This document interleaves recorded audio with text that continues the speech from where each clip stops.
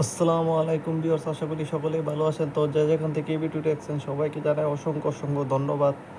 তো যারা এখন আমার চ্যানেলটা সাবস্ক্রাইব করেন না, অবশ্যই সাবস্ক্রাইব করে দিবেন এবং পাশে থাকা বেল আইকনটি বাজিয়ে দিবেন। তো না বুঝে কুয়েত আসলে তো কী কী সমস্যার মুখে আপনারা পড়তে পারেন, তো আজকে ওই সব বিষয় নিয়ে আলোচনা করব।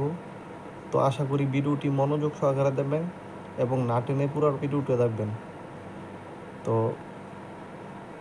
আপনারা অনেকেই আছেন যে কুয়েতের একদিনের বাংলা 400 টাকা। তো এই 400 টাকা দেখা আমরা অনেকেই কুয়েত আসার জন্য পাগল। তো কেন পাগল থাকবো না, কারণ কুয়েতের একদিনের বাংলা 400 টাকা, দেখা গেছে কুয়েতে যদি কোম্পানি 25 দিনের বেতন দিয়ে থাকে, 75 দিনের বেতন দিয়ে থাকে, তাহলে আপনার ওইটা বাংলাদেশে 30,000 টাকার মতন, বর্তমান 30,000 টাকার মতন হয়ে থাকে।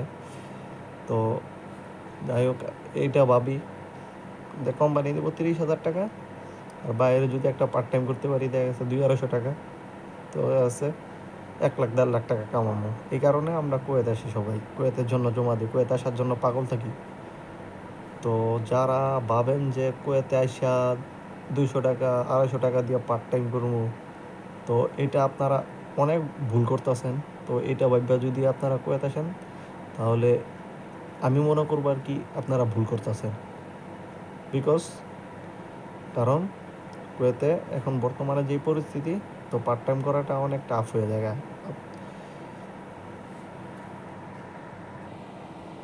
হ্যাঁ, আপনারা কুয়েতে পার্ট টাইম করতে পারবেন, কোনো সমস্যা নাই, ঠিক আছে। তবে আপনার কাছের লোক থাকতে পারবে, কাছের লোক থাকতে হবে, হাতের লোক থাকতে হবে। যদি আপনার নিজস্ব কোনো লোক না থাকে, তাহলে আপনারা পার্ট টাইম সহজে পাবেন না, পার্ট টাইম করতেও পারবেন না।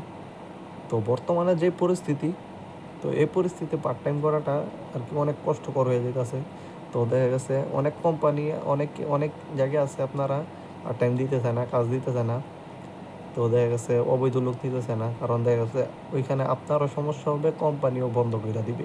এই কারণে সব কোম্পানি আর কি ভিসা দিয়ে লোক আনতেছে, দেখা গেছে এই কারণে বাহিরে কোনো লোক নিতে নিতে দিতেছে না। আর যারা নিজস্ব লোক আছে, ওই কারণে আপনি ঢুকলেন, তো দেখা গেছে প্রথম প্রথম আপনাকে 90 টাকা দিবে বা 100 টাকা দিবে বা 120 টাকা দিবে, যাই হোক। যারা পুরান লোক আছে, আপনারা দেখা গেছে অনেকেই আপনারা 200 টাকা কামাইতে পারে না, 180 টাকাও কামাইতে পারে না, বর্তমানে যে পরিস্থিতি আছে আর কি কুয়েতের। যারা আর কি পাবেন 200 টাকা 250 টাকা পাবেন, পুরান লোকেরাই 180 টাকা 200 টাকা পারে না। প্রথম অবস্থা আপনাকে 90 টাকা, যে কোনো কোম্পানি 90 টাকা 100 টাকা বা 120 টাকা দিয়ে থাকবে। তো 8 ঘন্টা আর কি। তো দেখা যাচ্ছে আপনি 8 ঘন্টা ছাড়া তো আর করতেও পারবেন না, কারণ দেখা যাচ্ছে কোম্পানি 8 ঘন্টা, যদি বাইরে 8 ঘন্টা করেন, তাহলে দেখা যাচ্ছে এখানে 16 ঘন্টা। তো আবার যাওয়া আওয়া, কোম্পানি যাওয়া আসা আছে, এখানে যাওয়া আসা আছে, 17 18 ঘন্টা 19 ঘন্টায় ঘুরে যাবে। তো যাই হোক, আপনারা যারা ভাবেন আইসা লাখ টাকা কামামু, মাসে 1 লাখ 2 লাখ টাকা কামামু, এই চিন্তা নিয়ে আপনারা কুয়েত আসবেন না। তো হ্যাঁ, কুয়েত আসবেন, ঠিক আছে, আসতে পারেন, তো আপনাকে ধৈর্য ধরতে হবে। কুয়েতে আপনাকে ধৈর্য ধরে টিকে থাকতে হবে। যদি টিকে থাকতে পারেন, তাহলে ভবিষ্যতে কিছু করতে পারবেন। তো আপনারা যদি আইসাই খাম খাম করেন, তাহলে দেখা গেছে আপনার বেশি খাইতে গেলে লাস্টে আপনার কমও ঘটে না। তো এটা আর কি নিজের দোষে। দেখা গেছে আমার একটা ভাতিজা আছে, সে আইসা আপনার 2 মাস 3 মাস পরেই ধরা খেয়ে গেছে গা।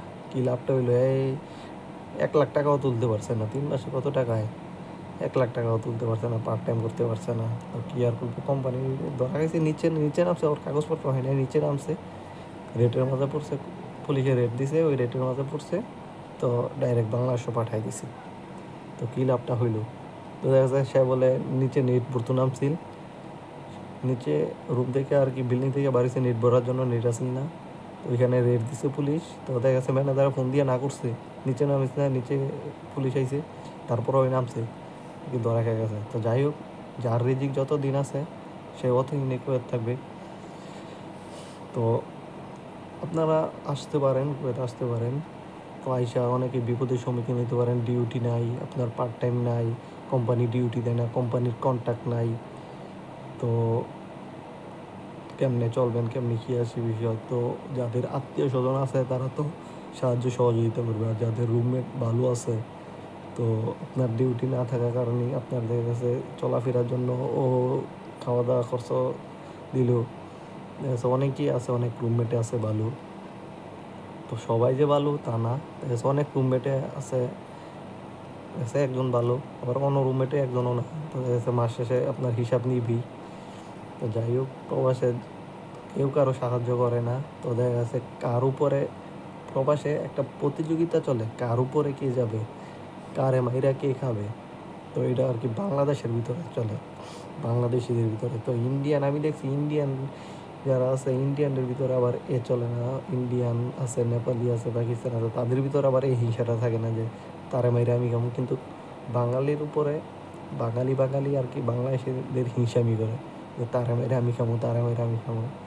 হ্যাঁ ভাই, আমি একটা গর্ব করে কই তার মন যে অনেকেই আছে যে পার্ট টাইমে, আমি পার্ট টাইমে লোক দেয়, পার্ট টাইম দেয় দিয়ে টাকা পয়সা খায়।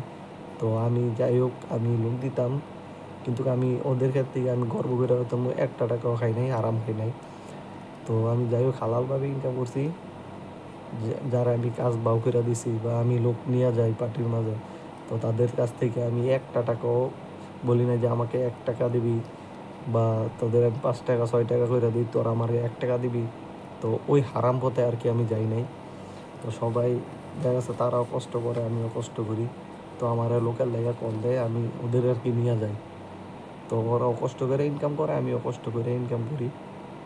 তো ওদের কাছ থেকে আমি কেন খাবো? দেখা গেছে অনেকেই লোক দেয় যে তোদের ওইখান থেকে 5 টাকা দিব, 6 টাকা দিব, তোর আমারে 2 টাকা দিবি, তোদের 3 টাকা আমি দিব বা 4 টাকা দিব।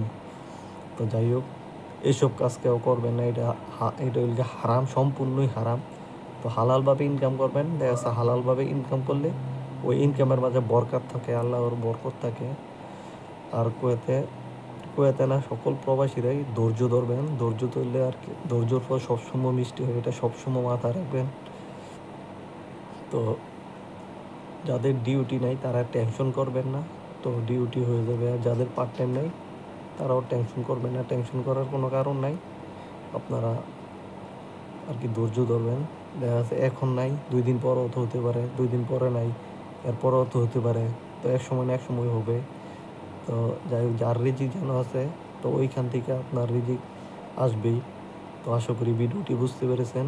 তো যারা এখন আমার চ্যানেলটা সাবস্ক্রাইব করেন না, অবশ্যই সাবস্ক্রাইব করে দিবেন। আর কুয়েতের কোন ধরনের নিউজ পেতে চান তা আমাকে কমেন্ট বক্সে জানাবেন। তো আপনারা দেখা গেছে আপনারা কোন ধরনের নিউজ পেতে চান তা আমাকে কমেন্ট করেন না, কমেন্ট না করলে আমি কীভাবে বুঝবো যে আপনারা এই ধরনের নিউজ পেতে চান। তো সবাই ভালো থাকবেন, সুস্থ থাকবেন, ধন্যবাদ সবাইকে।